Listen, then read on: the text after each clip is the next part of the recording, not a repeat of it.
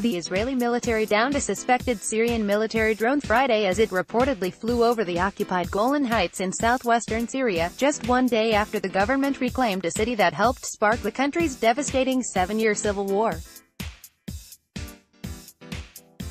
For the second time in 3 days, the Israeli military announced it had fired a U.S.-supplied Patriot missile at an unmanned aerial vehicle (UAV), allegedly belonging to the Syrian military and flying over the tense, disputed border between the longtime foes.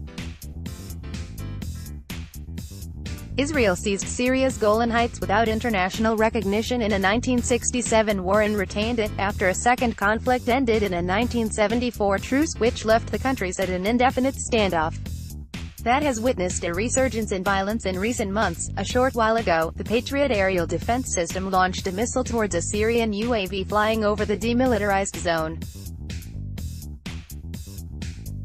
The UAV was most likely intercepted, an Israeli Defense Forces spokesperson wrote on Twitter. The IDF will continue to operate against attempts to violate the 1974 Separation of Forces Agreement and threats to Israeli sovereignty or civilians, a follow-up tweet read. The Israeli military released a similar statement on Wednesday and shared a video of what appeared to be a Patriot missile destroying a drone flying over northern Israel. Hours later, the Israeli military said it targeted 3 military posts in Syria in response to the infiltration of the Syrian UAV into Israel that was intercepted by the IDF earlier today, along with another video purported to show one of the strikes. Israel has previously shot down drones it says were built by Iran, sometimes leading to further escalations. As Syrian President Bashar al-Assad overcomes one of the last bastions of a 2011 uprising backed by the West, Turkey and Gulf Arab states, neighboring Israel has increasingly warned against perceived violations of the 1974 non-aggression pact between the two warring governments under the auspices of the United Nations. Israel has maintained ties with Assad's ally Russia, but has opposed the presence of Iran, his other top partner. Related, U.S. coalition says it may have launched Syria strike that killed scores of civilians, according to Monitor. Iran and Israel have long exchanged existential threats against one another.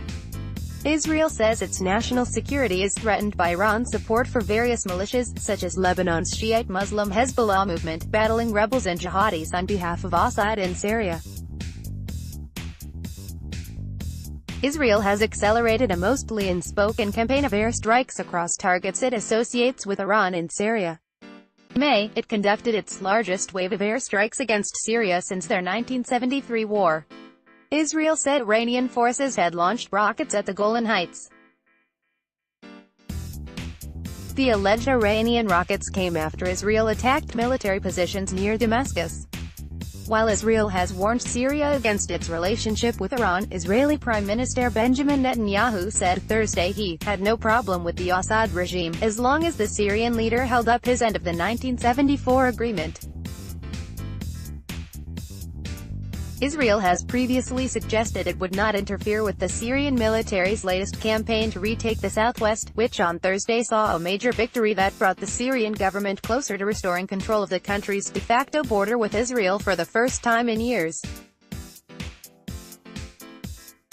The Syrian Ministry of Defense announced Thursday the raising of the flag of the Syrian Arab Republic in the public area in front of the post office in Dara al-Balad, a district of the southwestern province of Dara.